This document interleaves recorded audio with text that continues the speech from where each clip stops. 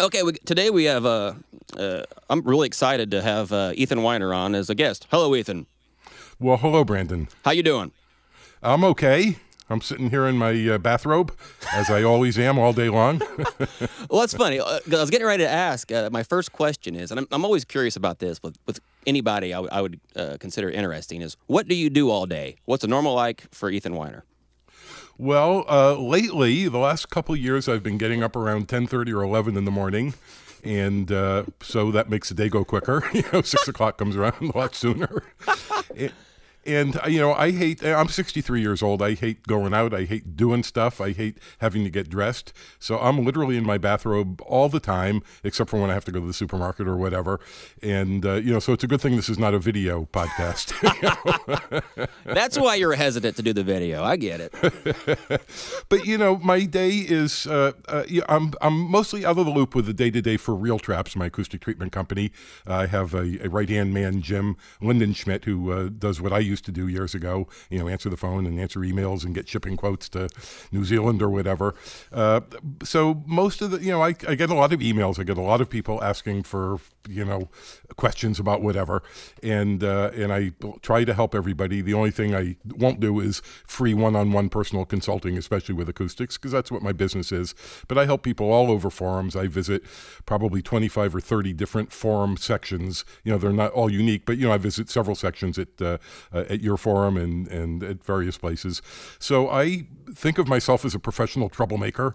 I go around to different forums all day long and stir up trouble. And you just raise hell. That's what you do. Yes, exactly. Is that fair? Okay. Yeah, and I try to set things straight. There's so much misinformation out there. Where? And, on the internet. Oh, never heard of it. I was going to say, you are very notorious, and it's not that you are like a fighter, like starting trouble, but you just will call out things that are inaccurate. And it's amazing. Oh, I call out BS when I see it, and I see a lot of it. I do not like to make trouble. I don't like when forum threads get contentious and people start insulting. I never insult anybody unless they insult me first, and even then, they have to be pretty severe before I'll respond in kind. And usually, when somebody objects to things I've said, it's not even something I've said to them. What typically happens is a newbie will come into a forum, say, I'm just kind of getting into this recording stuff, and I really want to make high quality recordings, and I'm getting so much misinformation, conflicting information.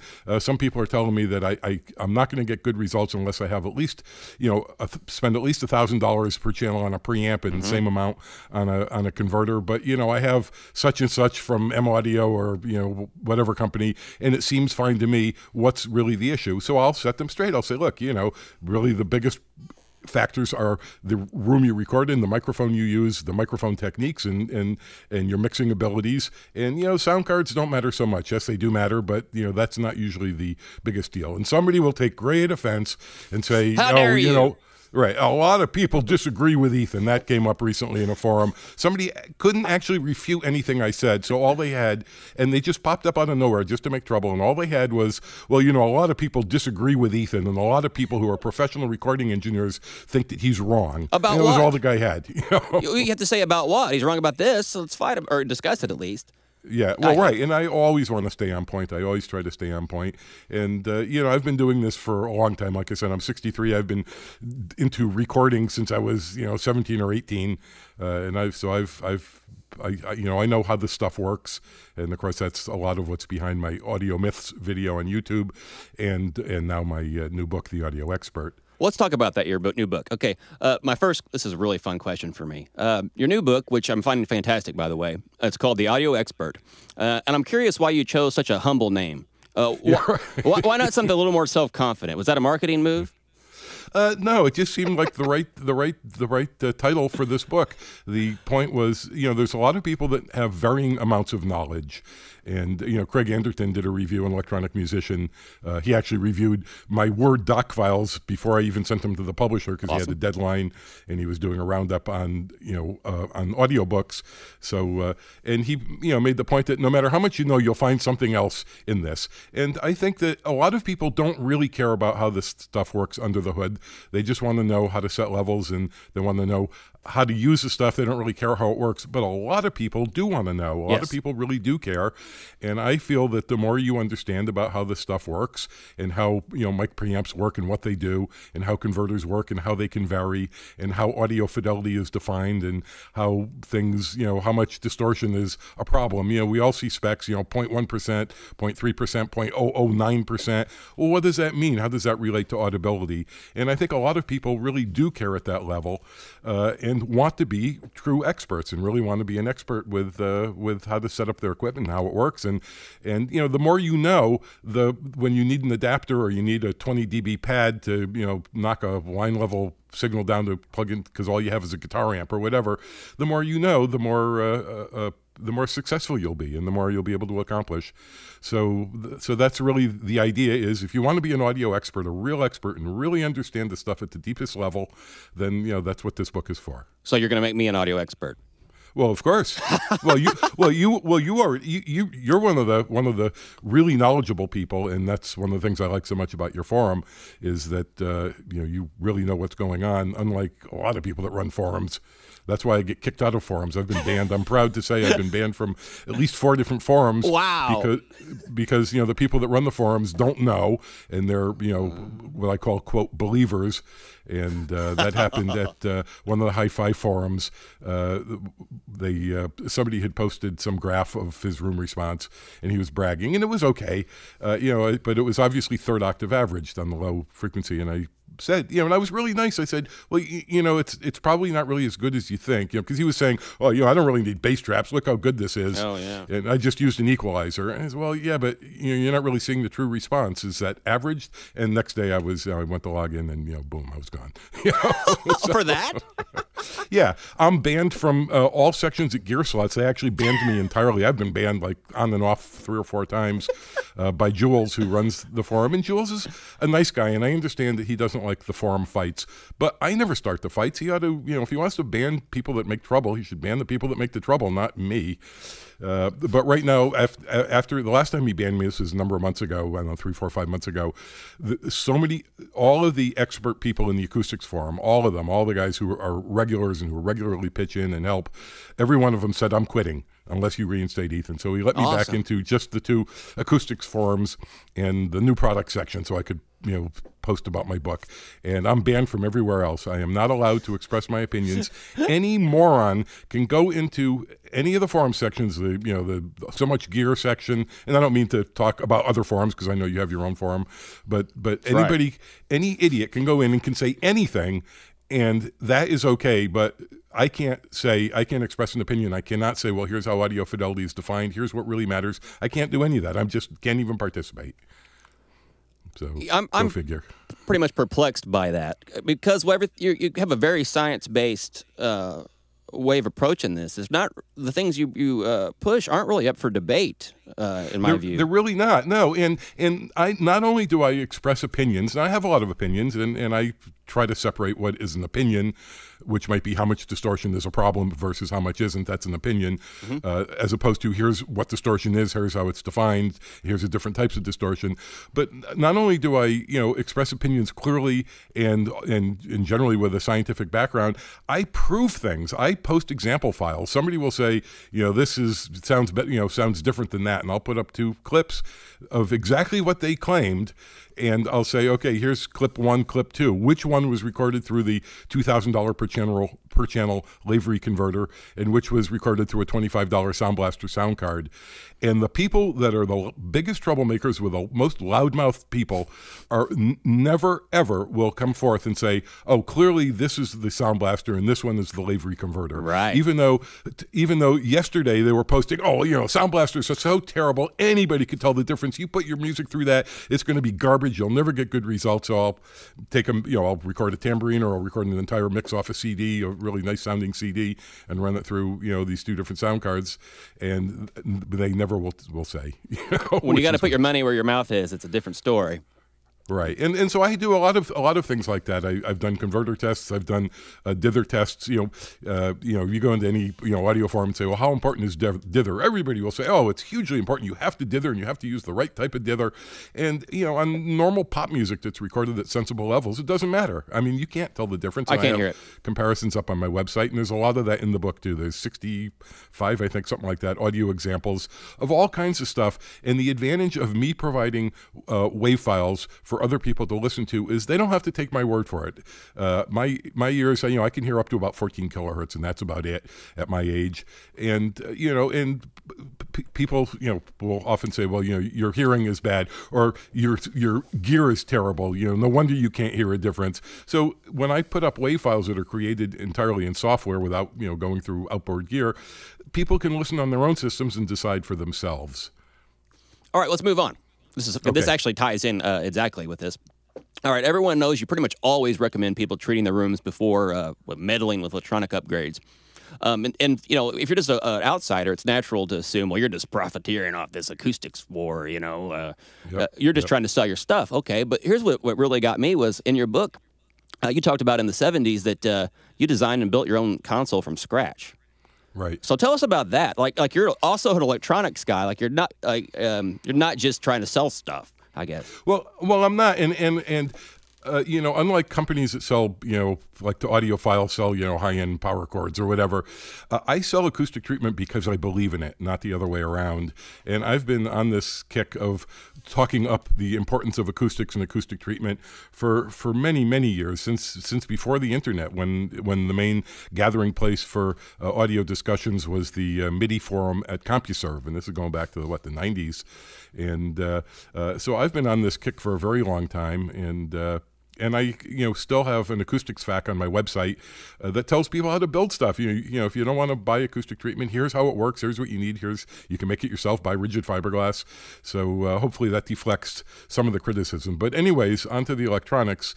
I'm not a degreed circuit designer, but I have a fair amount of experience. I've been fortunate, as you probably read in the introduction to the book, I've been fortunate to have some friends over my lifetime that are real experts. I mean, real electronic engineers. One of my friends and advisors is a top guy who graduated at the top of his class from MIT. Oh, wow. And and another friend who helped me when around the time, well, actually just before I did the console one, I built my own synthesizers. I built a number of them, and he was an engineer at Hewlett-Packard, and he had all kinds of test equipment. So I learned how to use spectrum analyzers and voltmeters and oscilloscopes and all the ins and outs of that stuff. And that was some of my earlier projects. Actually, my first projects were building fuzz tones and compressors, and I'd make them onto little tiny plastic pieces. I'd take the lid of a coffee can and cut it into a 1-inch by 2-inch piece, and poke holes in it with an awl, and stick transistors and resistors through there, and build them into people's guitars. Wow. And then I graduated later to modifying tape recorders and audio stuff, and built a number of synthesizers with my friend Leo Taylor, who the fellow from Hewlett-Packard. And then when I hooked up with Bill Epler, who to this day still is my main go-to guy when I don't understand something and need an explanation, and I worked for him in the 1970s, and I decided I wanted to build my own recording console. I hooked up with a partner who invested in a 16-track MCI recorder, and I provided the console and a bunch of outboard equipment, much of which I designed and built with Bill's help and some with Leo's help. I just thought it was so awesome that you were also so adept at the electronic end. You don't expect an acoustic guy to have the electronics background. That really surprised me. Yeah, well, again, it all ties in with this expert stuff, and also, not to keep going back to my book, but, I also tie in, besides electronics and acoustics and recording techniques and how this stuff works, I also tie in musical instruments, and there's a whole very in-depth chapter on how musical instruments produce sound, and how sound radiates in different directions, different frequencies go to different places depending on that, because all of this stuff is intimately related. It's all physics, right? Is that where you're it's going all with this? physics, but you don't need math. I mean, and that's one of the reasons I don't have a degree. I probably could have been good at math if I had the right mindset when I was in school. I didn't, and I just like I've gotten banned from forums, I got kicked out of a lot of schools too. And, you know, and I was probably around 18 or 19 when I finally kind of started to straighten out and not get arrested all the time for bad things. I mean, I wasn't bad. I never robbed anybody. Well, anyways, we don't need to talk about that. Well, never robbed anybody. I'm cool with it. Right. But yeah, you don't need to know math. You know, an audio transformer or a power transformer is exactly analogous to an automobile transmission. You know, you have, 150 horsepower in your car, and you can distribute that horsepower either to go quickly as long as you stay on level terrain in fourth gear, or you can shift into first or second gear, and you won't be able to go more than about 20 miles an hour, but you'll be able to go up a steep hill and maybe even tow a trailer. So transformers do the exact same thing electrically, depending on the number of windings, turns on each of the windings, and they distribute some number of watts into varying amounts of voltage and current.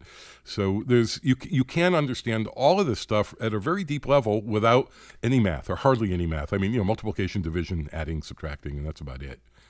Awesome. Okay, moving on. See, I have no idea how to conduct an interview. I just butt in sometime. But there you go. All right. And you kind of halfway mentioned this before. When I started in 2001, I remember asking about recording electric guitars. That was my big thing at the time. I was a guitar player. And so the first thing they said was, you must have this Ventec 1272 Neve preamp. And I was like, okay, he said so. So, $1,000 later, I've got a fancy preamp.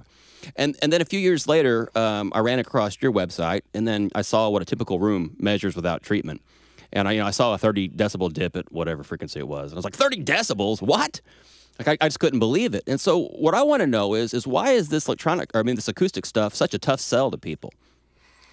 Yeah, that's a good question. It's low tech. It's not flashy. It doesn't have lights, and it doesn't glow from tubes, and it doesn't have knobs and switches. So it's just not sexy, even though it's important.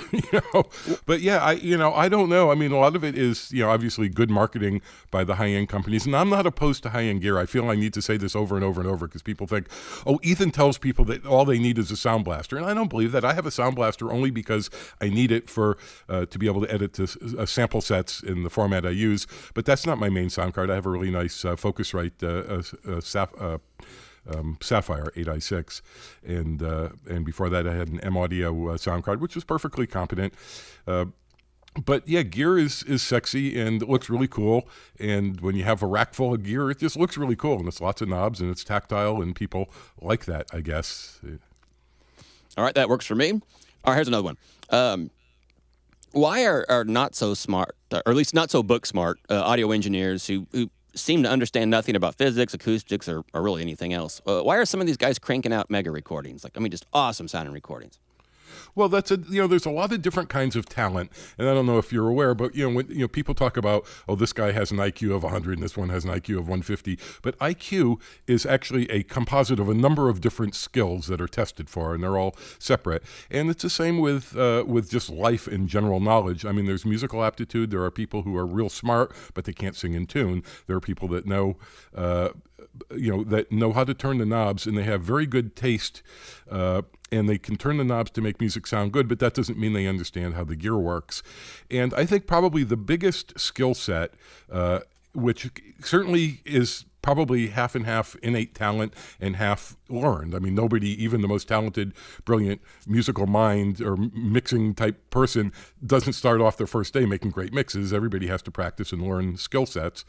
But I think the most important talent that you can have if you want to be a good mixing engineer is knowing what to change. Everybody can hear a crappy mix and say, God, that sounds awful. Mm-hmm. But knowing what to change specifically to make it sound good, I think that's where the real talent is. Yeah, I think I agree with that. I wish I knew what to change. Yeah, well, yeah, and some people say, well, you got to solo every instrument and clean out muddy things, and other people say, no, you should never solo. You have to hear it all in context. And I think that both approaches are right. If a whole mix is going, if a mix is muddy because there's, somebody's playing a tambourine, but there's all this funky stuff because it's, let's say, a tambourine with a skin head on it, not an open shell tambourine, and it's got all this muddy stuff because it was really close mic'd, you're not going to hear that in an overall mix. It's just going to say, wow, this mix is really muddy. What's making everything so unclear? So you solo the tambourine and you say, oh man, there's all that clunk, clunk, clunk going on. So you cut off sharply everything below 200 hertz, and you keep the slap of the skin, and you keep the jangle of the the jingled things, and and you have it. Eventually, of course, you do have to hear everything in context, but that's why I think really both approaches are right.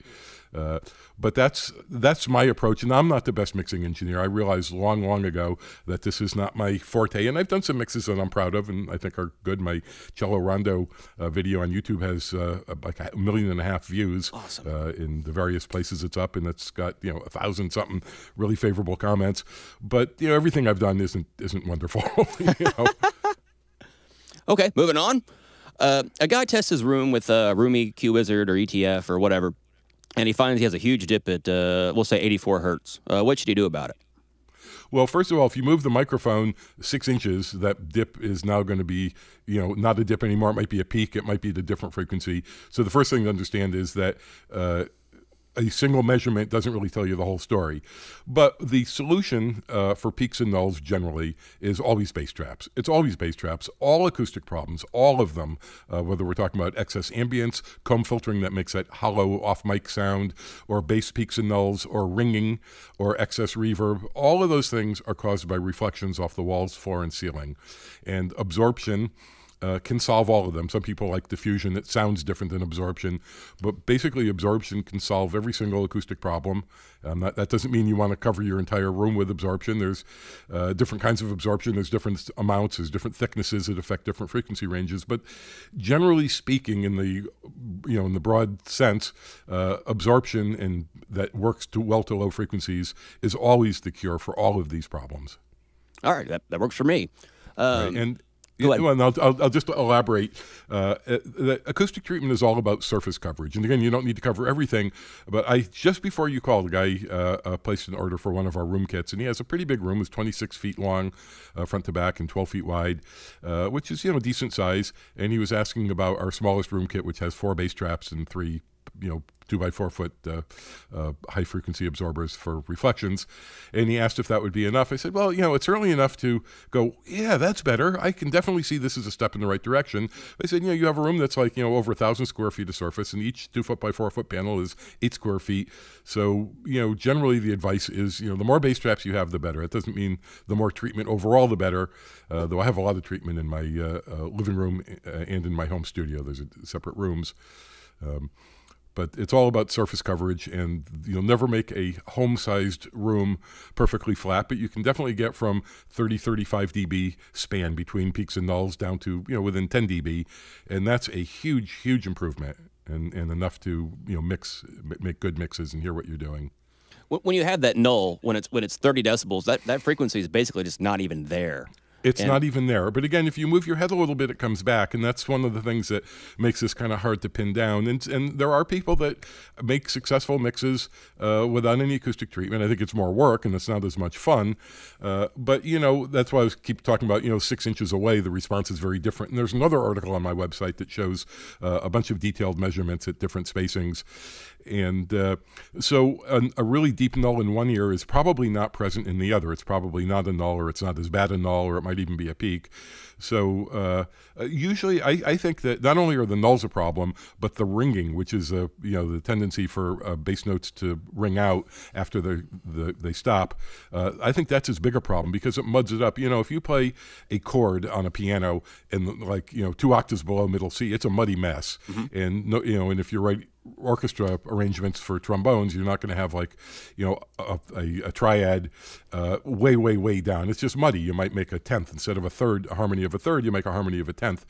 And the same thing happens with bass notes. If you have a walking bass line in the jazz piece and it's low and and it's like a scale, and if some of the notes ring out for like half a second, it just makes a muddy mess. It makes like a chord, and you don't want that. So that's, to me, at least a bigger problem as the peaks and nulls themselves, is this time-based phenomenon, which is called modal ringing.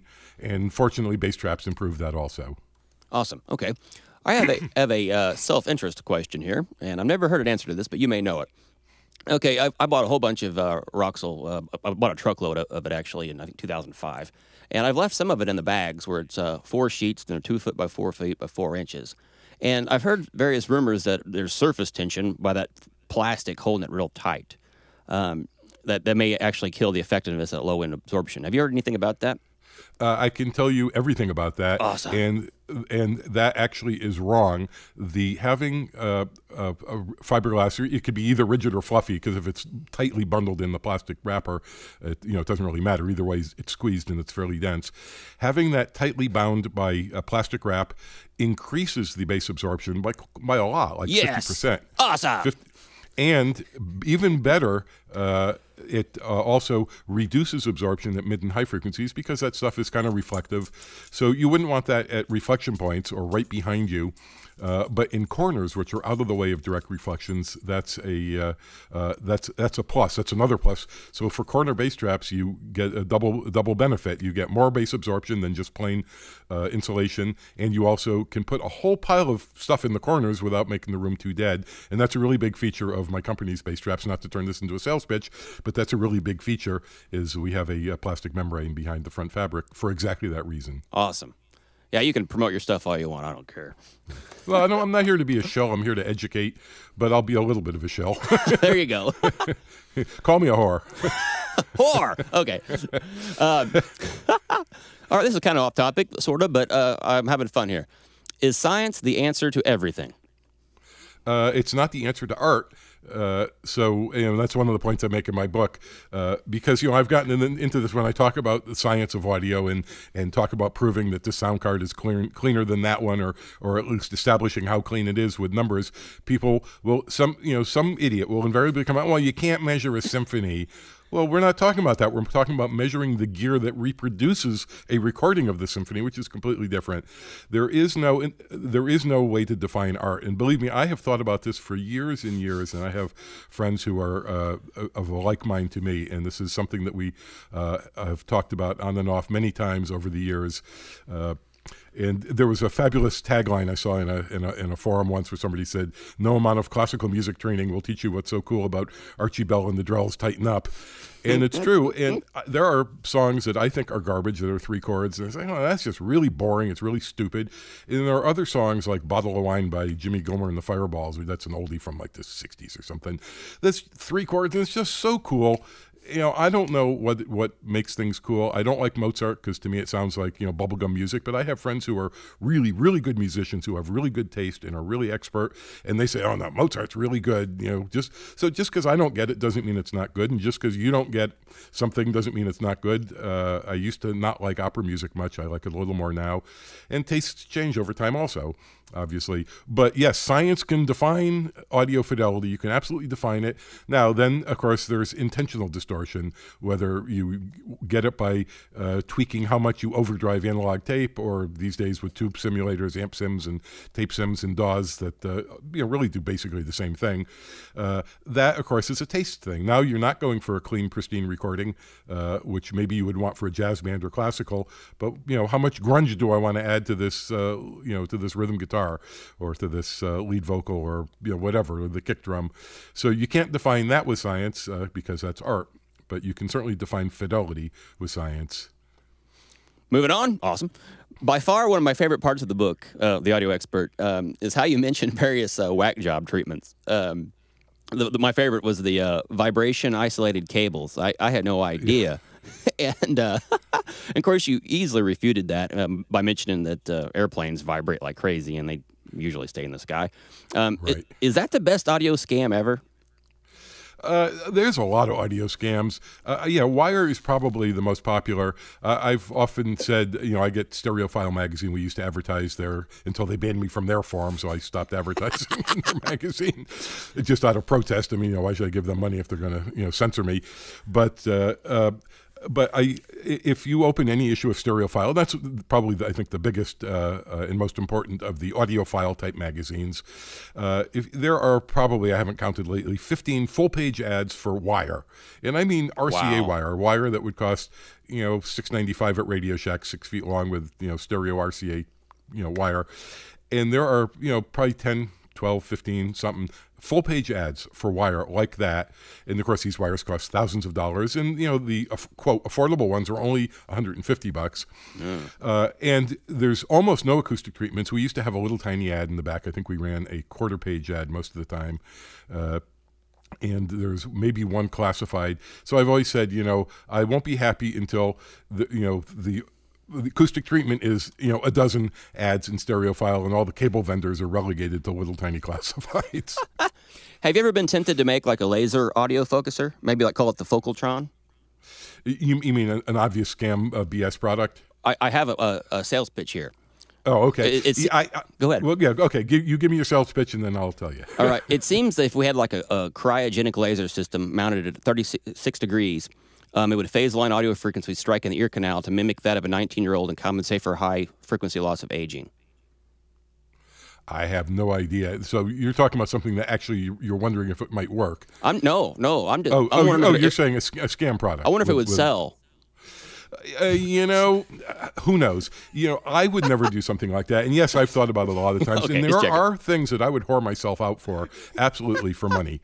But I don't think I could bring myself to do an obvious bullshit audio product. It's hard to say whether it would sell or not because I don't understand the kind of a mindset that would buy into that stuff. Some of these things are so obviously scams. I don't know if you know about the teleportation tweak. What? This guy charges, I think it's $60, and he's in England. And what he does is you call him on the telephone, and he thinks, prays, whistles something over the telephone, and for like 30 seconds, and then you hang up, and that then makes your audio equipment sound better. Holy shit. That's all I can say. Holy shit. Right. I mean, how obvious is that? And obviously, some people, he's been selling it for a long time, so I don't know how many he sells, 10 a year maybe, I don't know how many suckers there are, but something like that. And then I don't know if you saw my Audio Myths video. It's a piece it's based on an audio Myths workshop presentation I gave in 2009 at the AES show in New York City. And it's an hour-long video. It's on YouTube, and just Google AES Audio Myths, and it'll come right up, or you search on YouTube. But one of the things I showed among many scams was a little bag of rocks, and I think they were called crystals because, of course, crystals have magical healing powers, right? And they align all the energy fields to resonate at the proper resonant frequency. But this is literally a little plastic baggie with rocks in it, and it costs like $100. And you tie it with twist ties to well, you can stick it anywhere. You can put it on top of your CD player. You can tie it with a photo I showed was tying it with a twist tie to your RCA cables right where they connect to the back of your CD player. How could anybody, that is smart enough to tie their own shoes, how could anybody fall for this? And I know why, and I don't know, we can get into that, why people believe these things. But so anyways, I don't know whether your laser would sell. If you mention the word quantum and in there, that might help. And resonance certainly is a good buzzword. Resonance? Yeah. Oh, yeah. Well, resonance, of course, is a big problem unless, of course, it's something you want. And and these shysters, play both sides at the same time. They either sell resonators. There's acoustic treatment, and it's little things, literally the size of a golf ball. That's made out of brass, and it looks like a sake cup. And the set of them, I think, of 5 of them is $3,500. And they're physically too small to do anything, and they cannot possibly make any difference in the acoustics. But they tell you put them on your speaker, put it on top of your, DVD player or whatever, and it'll make the sound better. And obviously it won't. But they claim that it works by adding resonance, desirable resonance. But then there's the cable lifters that claim to reduce resonance. Oh, you don't want resonance in your speaker cables. So, these guys play both sides of they talk out of both sides of their mouth. And I wonder if anybody's buying both. De-resonators and resonators. Well, yeah, probably. In all of the reviews that they have in Stereophile magazine, and not to pick on them, I actually know a number of their reviewers, and one of them is a neighbor of mine, and he's the only sane person on the entire magazine staff, other than the editor, who is sane. He knows he's a liar. But the other ones are, they're just clueless. They just absolutely are clueless. They actually believe their own nonsense. But anyways, accompanying every product review, and there's, tons of loudspeaker reviews. I think that's mostly what they review, and, and receivers and preamps and a lot of turntables, a lot of vinyl, $70,000 turntables and $12,000 turntables. Along with every one of these reviews, they always list their associated equipment. And half of them have some acoustic treatment. Half of them have no acoustic treatment. One of them even is an outspoken opponent of acoustic treatment, and he will argue against having acoustic treatment. Hang on, you said an opponent? Opponent. Yeah. Oh, yeah. Yeah. He argues against it. He thinks that it's bad. He thinks that it ruins the sound. And oh my God. You know, but all of these guys, they have power conditioners. They have $4,000 RCA wires between their stuff. Some of them have replacement power cords. They have cable lifters. They have all kinds of tweak products. They all have that nonsense, except for my friend. No. Who's the only sane guy there. Now, hang on just a second. I got to go back to this guy who's an opponent. I didn't know this existed ever. Now, sometimes I get they want recommendations for gear upgrades or whatnot, and so you have to kind of say within this